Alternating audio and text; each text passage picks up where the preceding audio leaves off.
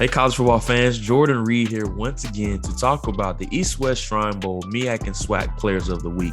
And man, what a week it was in the HBCU ranks, just because we had conference and division ramifications on the line across the country. But I'm going to focus on the SWAC East, and I'm going to start with this week's SWAC Player of the Week, which is James Houston IV, the defensive end outside linebacker hybrid from Jackson State, a Florida transfer, played in 35 games for the Gators, and he was seen as a big-time piece in Coach Deion Sanders' defensive scheme this year, and he has been their best player on that side of the football. He showed up from start to finish in this game.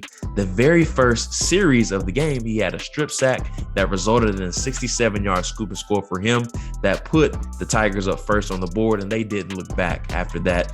A convincing 61-15 victory in this one, but James Houston IV has been a big piece of that defense so far, and why they have the 7th best defense right now in the FCS ranks.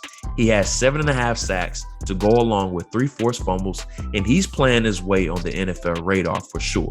Now, transitioning to the MEAC, we had a Friday night game under the lights of ESPN, and the Howard Bison did not disappoint at all. They get a big-time victory, 27-0 over Morgan State, but the player that stood out the most in this one, and my MEAC Player of the Week, goes to Antoine, the wide receiver for the Bison. From the get-go, he had a 97-yard slant route of where he took down the middle of the field, and he was able to show off the Jets, a Florida native, so you know he has that speed to go along. And in this game, he finished with 4 catches for 171 yards and 2 touchdowns, and the Howard offense just continued to feed him, and he's starting to hit his stride now. He has 16 catches for 395 yards over their past 4 games, and he did not disappoint as the Bison stampede into the bye week, and they have a pivotal matchup coming up against Delaware State coming off of their bye week.